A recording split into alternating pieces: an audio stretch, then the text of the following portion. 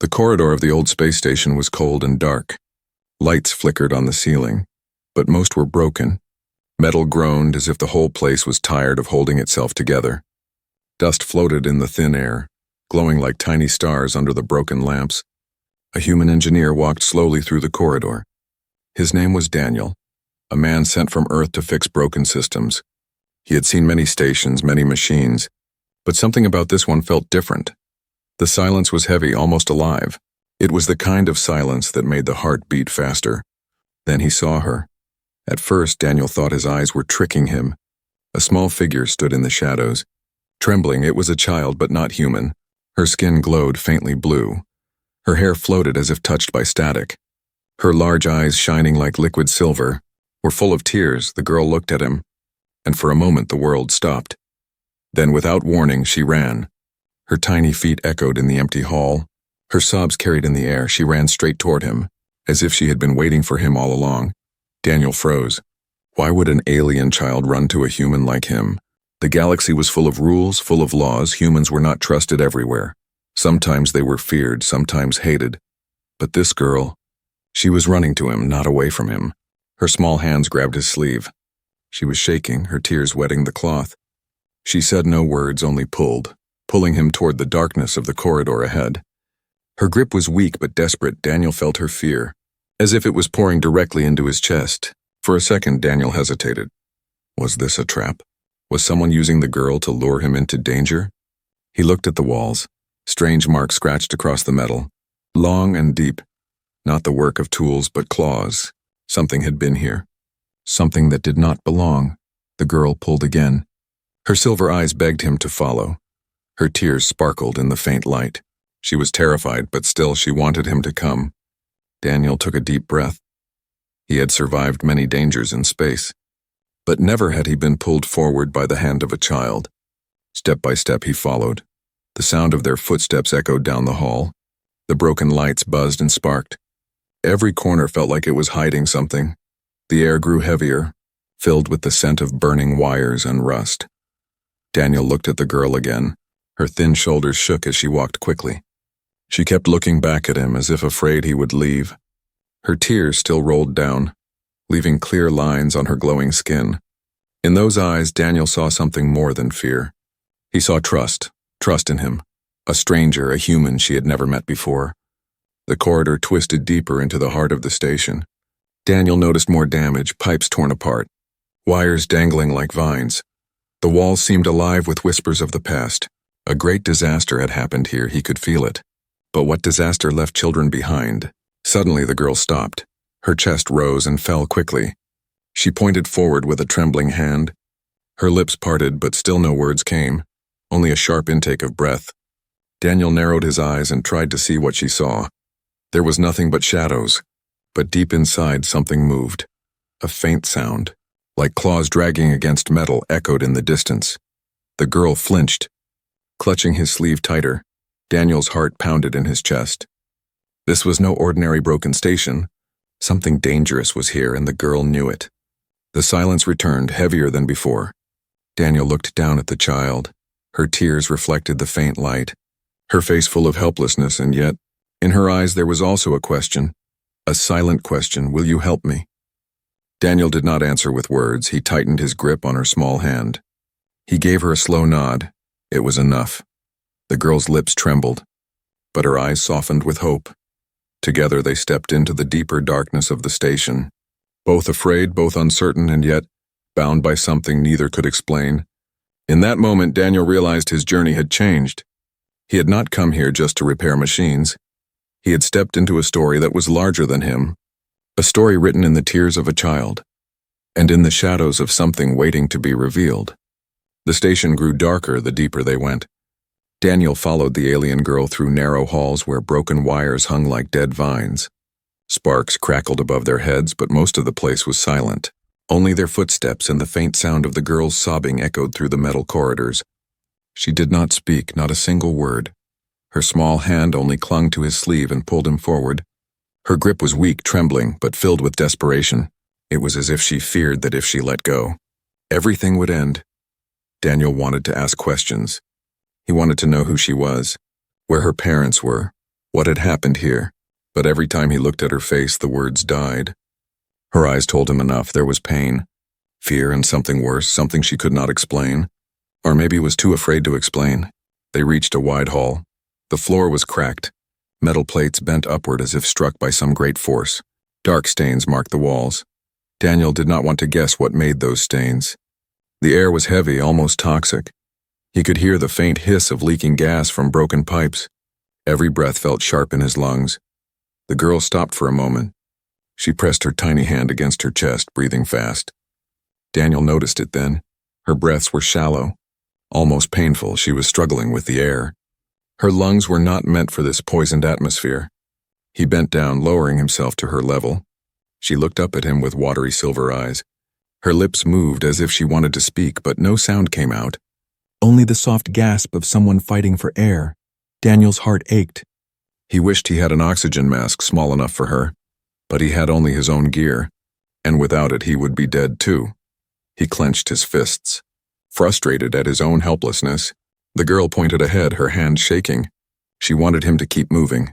Her tears rolled down again. Falling to the cracked floor, her silent plea was louder than any scream. She was saying, "Please don't stop. Please help me." Daniel nodded slowly. Even without words, he understood. He placed his hand gently on her shoulder, giving her strength. Then he stood and followed where she led.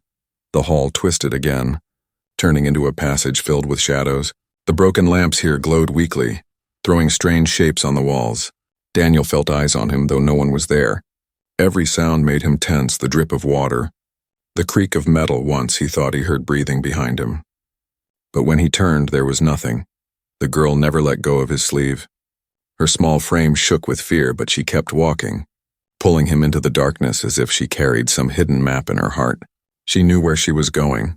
She knew what she needed him to see. At last they reached a massive door. It was dented, burned, and half-sealed. Strange symbols were carved across its surface. Alien letters Daniel could not read.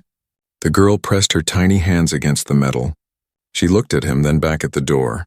Her lips moved again, silently forming shapes he could not understand. Daniel placed his hand on the door too. It was cold, colder than the rest of the station. Something about it felt wrong, as if whatever lay behind it was hidden for a reason. The girl's tears ran faster, her body trembling. But she kept looking at him with those wide silver eyes. Her gaze begged him to do something. To open the door, to follow her inside. Daniel hesitated. His instincts told him this was dangerous. The scratches on the walls, the poisoned air, the silence, all of it warned him to turn back. But the child's silent plea was stronger. Her trust in him was absolute. She had chosen him out of all beings to follow, and he could not betray that trust. He searched the side of the door, finding broken panels and twisted wires. His hands moved with the skill of an engineer. He had fixed machines all his life, but now he was fixing something more. He was answering a cry for help that had no voice. Sparks flew as he connected wires. The door groaned, metal grinding against metal. Slowly it began to open. The girl stepped back, clutching his sleeve tighter than ever. The crack widened. Releasing a wave of cold air and a faint smell of sickness, Daniel peered inside. His eyes widened. What he saw made his heart stop for a moment. Rows of small figures lay inside. Alien children, weak and pale, their bodies shivered. Their breaths shallow like the girl's. Some coughed, some lay still, their chests rising only faintly. They were all struggling to survive in the poisoned air. Daniel's chest tightened. This was not just one child. This was a hidden room of survivors, and they were dying slowly before his eyes. The girl looked at him, her face wet with tears. Her silent plea was no longer just for herself. It was for them, for all of them. Her eyes begged him, "Help us. Please help us." Daniel's throat felt dry. He had come to repair machines, not save lives, but now he understood. This was bigger than repairs, bigger than rules. He was standing at the edge of a choice that could change everything. The corridor behind them whispered with unseen movement. The station was not empty and danger was close. But in that moment Daniel knew the real battle was not against the shadows, it was against time, and against the poisoned air stealing the lives of the children. The girl's hand trembled in his. Tears fell silently down her glowing face. Daniel took a deep breath, and he knew one thing for certain. He could not walk away. The heavy door slid open with a final groan. The air inside was colder, sharper, mixed with a faint metallic smell. Daniel stepped in slowly, the alien girl still clinging to his sleeve. Her hand was shaking, but she did not let go. The room was dimly lit, its walls cracked and blackened by fire. But what caught Daniel's eyes were the small shapes lying across the floor. Children, alien children, their bodies weak and frail. Some were curled up, coughing softly, their thin chests rising and falling with painful effort. Others lay too still, as if even breathing had become too heavy for them. Daniel's breath caught in his throat. He had seen many broken machines in his life, but never had he seen life itself breaking before his eyes. His heart clenched as he realized what was happening. Their lungs could not handle the poisoned air. The reactor leak had turned the station into a slow death trap. The girl tugged his sleeve and looked up at him with silver, tear-filled eyes. Her lips moved, but still no words came. She did not need words. Her eyes spoke louder than any language. They begged him, "Do something. Save them." Daniel knelt beside one of the children. He placed his hand near the boy's mouth. The breaths were faint, ragged. Every inhale sounded like a struggle. His engineer's mind raced. This was not just sickness. It was failure of lungs against poisoned air. He pulled off his pack, searching through the tools he carried: wires, filters, small oxygen tubes. He had brought them to repair the station's systems, but as his eyes scanned his equipment, an idea began to form. A dangerous, desperate idea. What if he could make something new, something small, a machine to breathe for them, a machine that could give their lungs a chance to fight? He looked around, pipes hissed from the walls. Vents leaked gas. There were parts everywhere, broken and scattered. To others, it was junk. But to him, it was possibility. Daniel's thoughts grew louder inside his head. Could he build artificial lungs from scraps? Could human technology mix with alien bodies? It was madness, it was impossible, and yet, as the girl's eyes stared at him, he knew he had no choice. He looked back at her. She was kneeling now beside another child. Her small fingers brushed the other's face. Wiping away the sweat, her tears fell silently. Daniel saw himself reflected in her eyes. Not as an engineer, not as a stranger, but as the only hope she had left. The weight pressed heavy on his chest. He had come here to fix machines, not lives. But what was the point of machines if the living could not survive to use them? What was the point of rules and galactic laws if children were left to die in silence? The silence was broken by a sound, a deep scraping, echoing through the hall outside. Daniel froze. The children stirred weakly, some whimpering in fear. The girl's grip on his sleeve tightened until her knuckles turned pale. That sound was not the station. It was something moving, something alive, something hunting. Daniel's pulse quickened. They were not alone, and now he had two battles to fight. One against the poisoned air, the other against whatever creature lurked in the shadows of the station. But first he had to decide. Stay and risk everything to build the impossible, or turn away and save himself. The galaxy's laws were clear. Humans were forbidden from interfering with alien biology. To break that law was to break the peace of the stars. Punishment was severe, and yet, looking at the girl's tear-filled eyes, Daniel knew the choice had already been made inside his heart. He began gathering parts, pulling filters from his own oxygen tank. He tore pieces from his suit, wires from the walls. His hands moved fast, the way they always did when he faced a broken machine.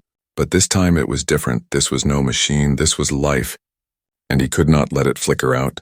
The girl watched him, her breathing fast and uneven, but in her eyes, for the first time, there was hope.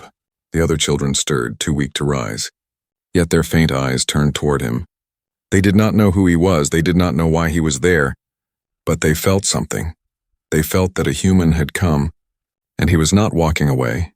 Daniel's mind sharpened as he worked. Every twist of wire, every spark of metal was a race against time. He whispered under his breath. Not to the machines, but to himself. Hold on. Just hold on. As if the children could hear him through the silence. The scraping sound outside grew louder, closer. Something was dragging claws against metal. The shadows in the hall thickened. The danger was real.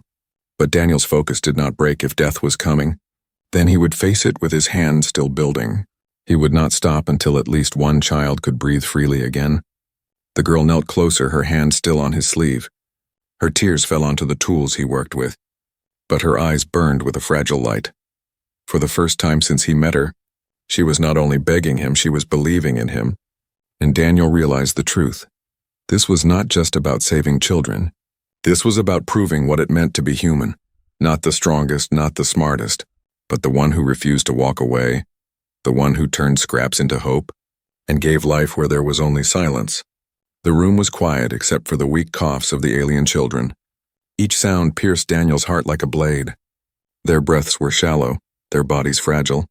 Every second that passed was a second stolen from them by the poisoned air. Daniel stood still for a moment, staring at his hands. They were the hands of an engineer, built to fix machines, not lives. He had repaired reactors, power systems, ships torn apart by war, but this was different. He was standing between survival and death, and his choice would decide which path they took. The girl tugged at his sleeve again. Her silver eyes were wet with tears, but now they carried more than fear. They carried trust. She believed in him, even though he was only a stranger, and that trust pressed down heavier than any law. Daniel's mind raced. The galactic laws were clear. Humans were forbidden from altering alien biology.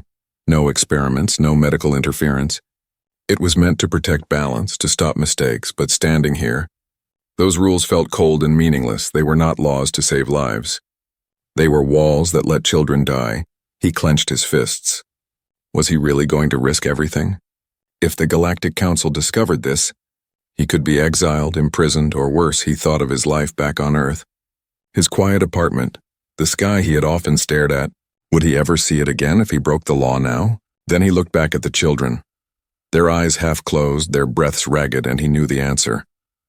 What good was returning to Earth if he left behind a room filled with silent graves? The decision came to him like a flame. It was dangerous, it was reckless. But it was human. He would help them. No matter the cost, Daniel pulled his tools closer. He ripped apart his own oxygen mask, breaking it into pieces. The hiss of escaping air filled the room. But he ignored it. He tore wires from his pack, filters from broken pipes. Every scrap of metal became something useful in his hands.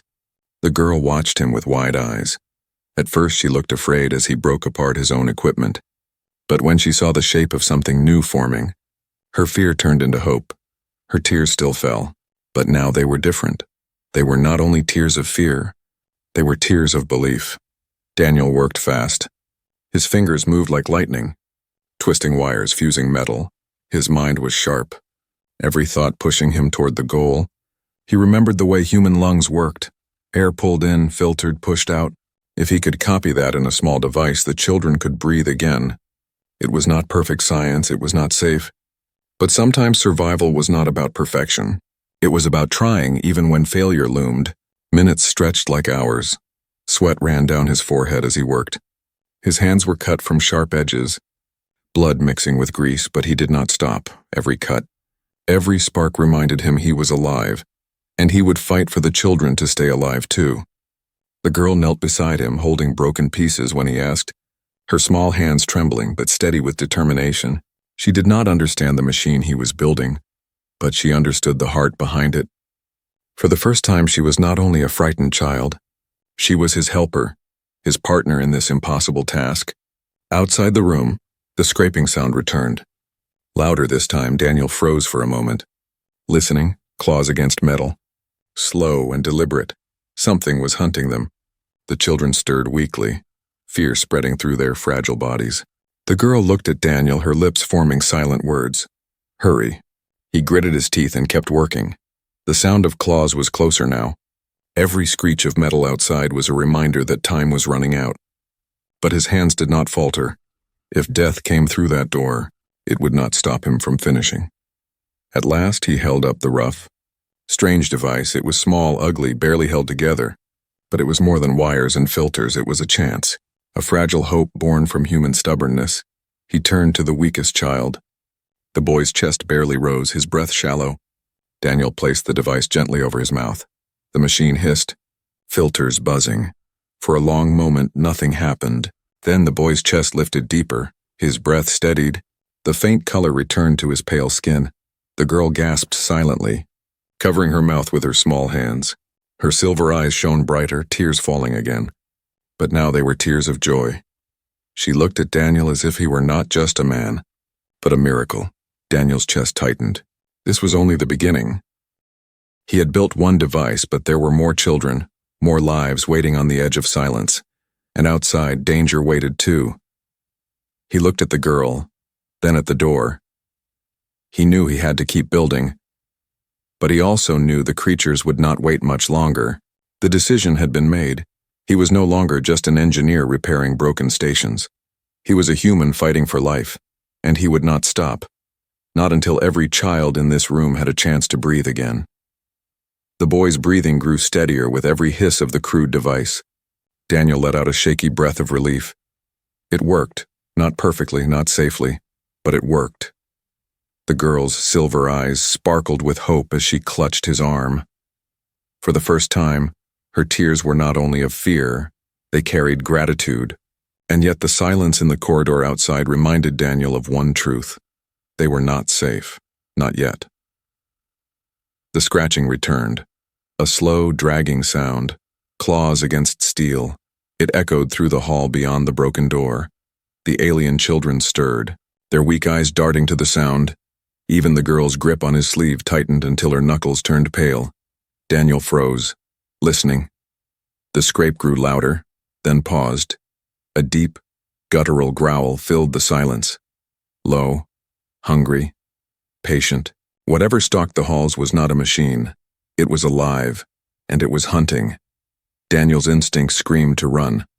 But where could he go with a room full of dying children? He could not abandon them.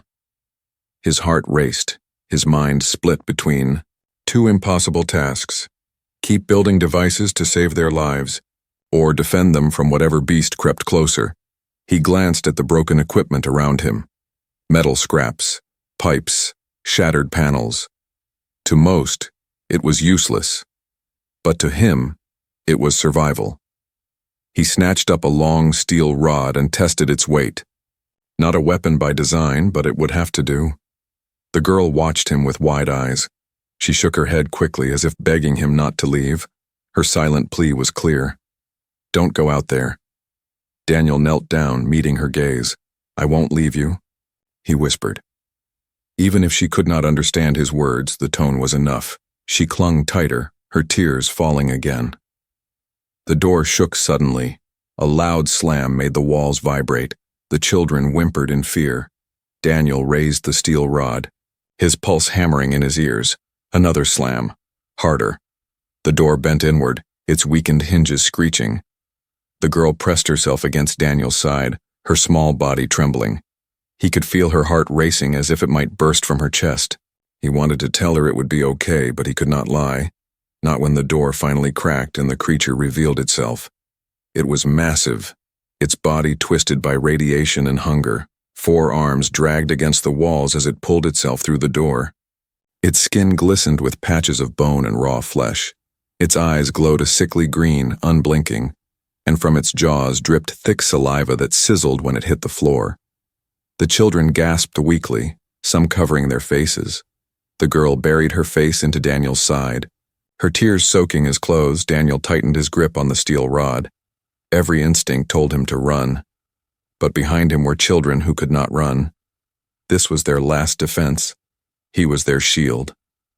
The creature growled, a deep, rumbling sound that shook the air. It lowered its head, claws scraping against the floor, and then it charged. Daniel barely had time to react. He swung the steel rod with all his strength. The metal cracked against the beast's jaw. It roared, stumbling back, but the hit barely slowed it. Pain shot up Daniel's arm from the force. He grit his teeth, standing firm. He could not match the creature's strength, but maybe he could outsmart it. The room was filled with scraps, sharp edges, exposed wires. His mind raced. He spotted a broken power core sparking in the corner. Dangerous, unstable. But maybe it could be a weapon. The creature lunged again. Daniel dodged to the side, swinging the rod into its leg. The beast howled, crashing into a pile of metal. The children cried weakly, their eyes wide with terror. Daniel shouted more to himself than anyone. Stay alive, just stay alive. He grabbed the sparking core. Its energy buzzed violently in his hands. If it overloaded, it could kill him.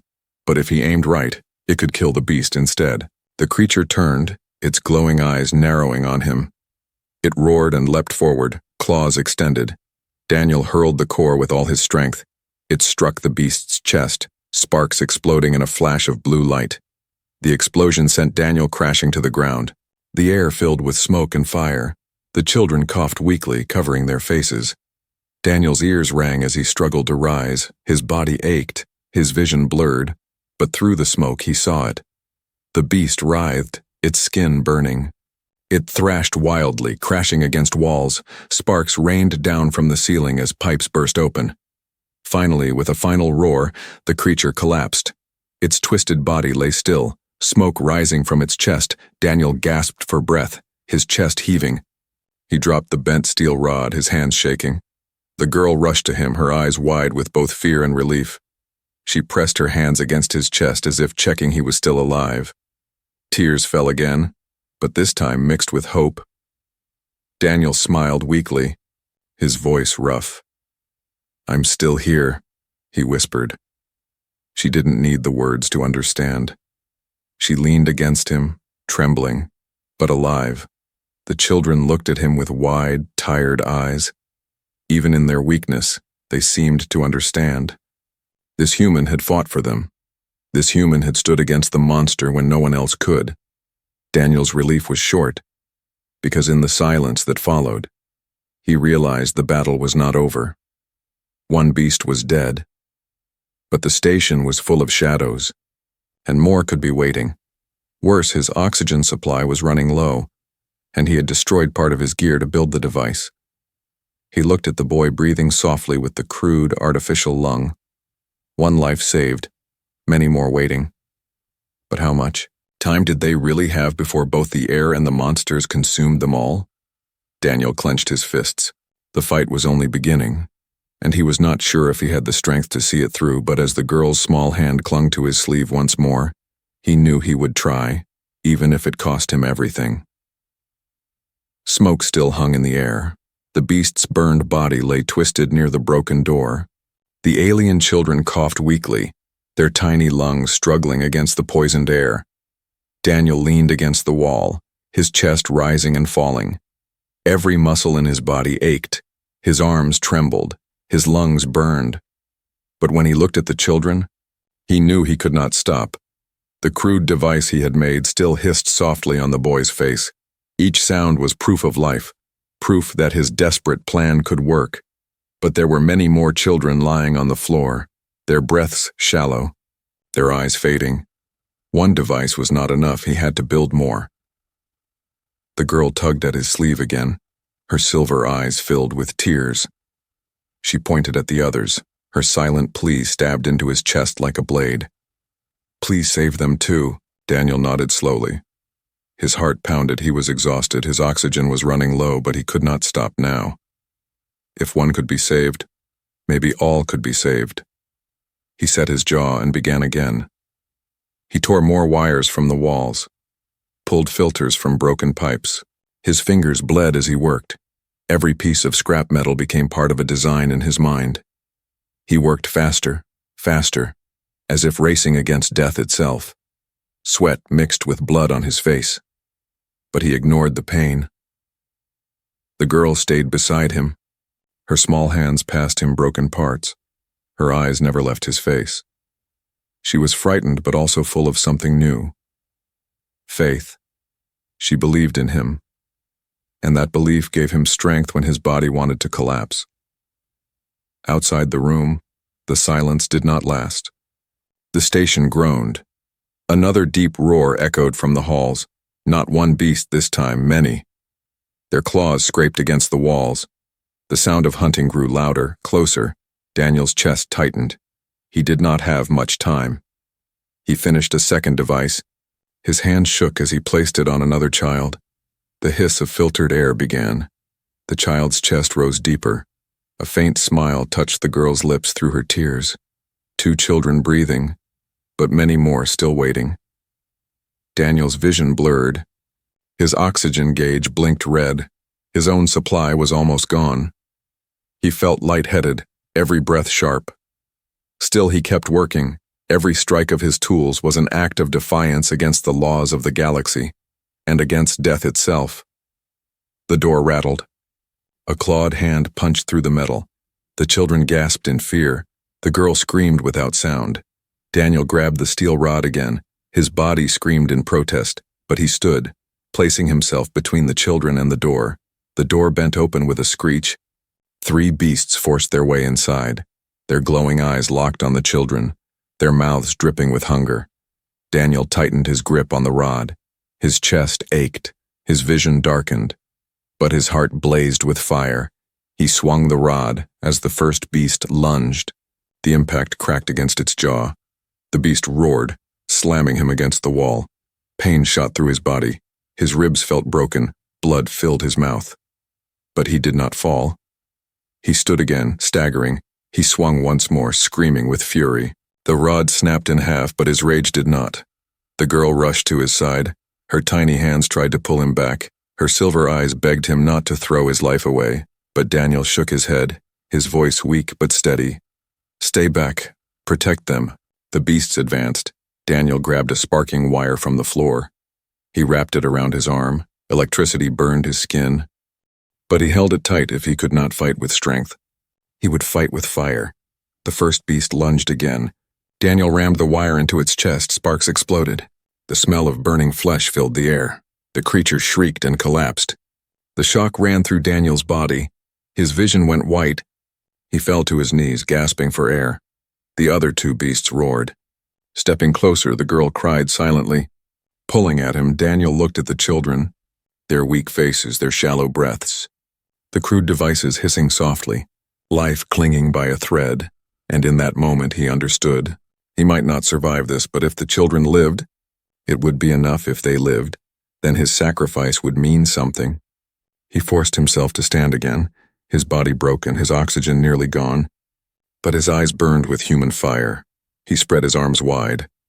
Placing himself before the children, "You'll have to go through me," he whispered. His voice was weak, but his spirit was unbreakable. The beast snarled and charged. Daniel charged too, a human against monsters, fragile flesh against claws and teeth. But what he carried was more than flesh. He carried defiance. He carried hope. He carried the unshakable truth of what it meant to be human. The room shook with the clash. The children cried, the girl screamed in silence. And Daniel fought with everything he had left. Not for glory, not for laws, but for the lives of children who should not have been abandoned to die. Blood spilled, sparks flashed, roars echoed, and in the chaos Daniel realized something. He was no longer afraid, even if this was his last breath. It was the right one because he had chosen not to walk away. The room was filled with smoke and the stench of burned flesh. Daniel stood in the middle, his body broken and bloodied. The beasts lay scattered around him, their twisted forms finally still. Every breath Daniel took was heavy, painful. His vision swam. His knees buckled, but behind him the children were alive. That was enough. The girl rushed to him, her silver eyes wide with terror. Her tiny hands pressed against his chest as if trying to hold him upright. Tears poured down her glowing face. She shook her head again and again. Her silent plea was different now, not save us. "But don't leave me." Daniel smiled weakly. He raised a trembling hand and touched her hair. His voice was only a whisper. "You're safe now." She couldn't understand his words, but she understood his eyes. Her sobs grew harder as she clung to him, refusing to let go. The crude devices hissed softly. The children breathed a little deeper. The faint color returned to their skin. They were not cured, but they had a chance they never would have had without him.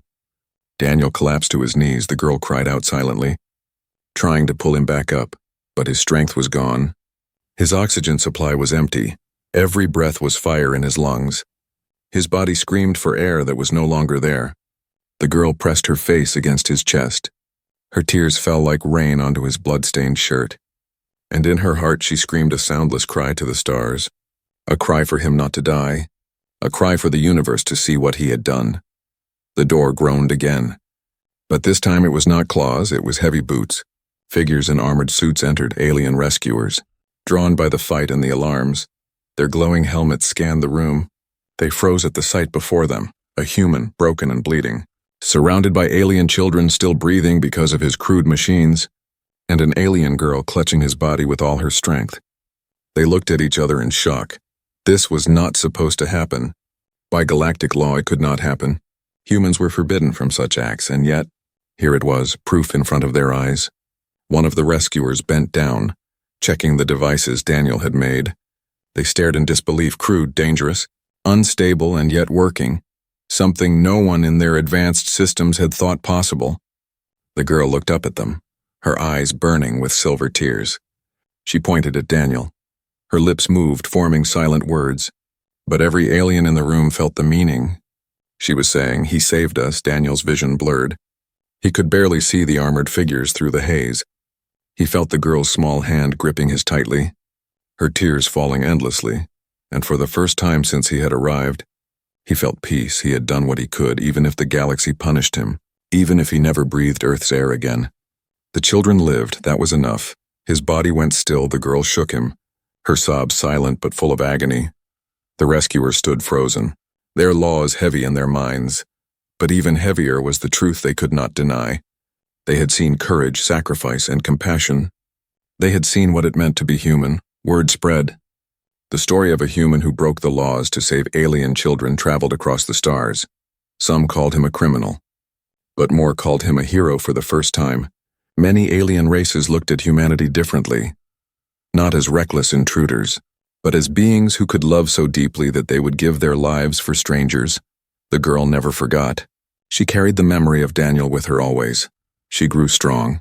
Her lungs healed with better machines the rescuers built. Machines inspired by his first desperate design. She told his story to anyone who would listen. Her voice carried across generations, and every time she spoke of him, her silver eyes filled with tears. But they were not only tears of sorrow, they were tears of honor. Because Daniel had shown the galaxy something no law could erase, something no ruler could forbid. He had shown the power of being human, the power to fight even when broken, to create hope out of scraps, to protect the weak even against impossible odds, and to give everything for life that was not his own. In the end, the galaxy changed. The council tried to silence the story, but it was too late. Too many had seen, too many had heard, and in every corner of the stars, whispers spread. If one human could do this, what else were they capable of? The girl stood one last time before the wreck of the station, her hand pressed against the cold wall. She closed her eyes, remembering his face, the blood, the pain, the weak smile that told her not to be afraid, and her tears fell again. But in those tears was strength, strength she had taken from him, strength she would carry forever, far away. Earth's name began to change in alien tongues, no longer whispered with fear, but spoken with respect, because one man, in one forgotten station, had proven a truth older than any law. Humans were dangerous, yes, but not because of their weapons, not because of their machines. They were dangerous because of their hearts. And the galaxy would never forget.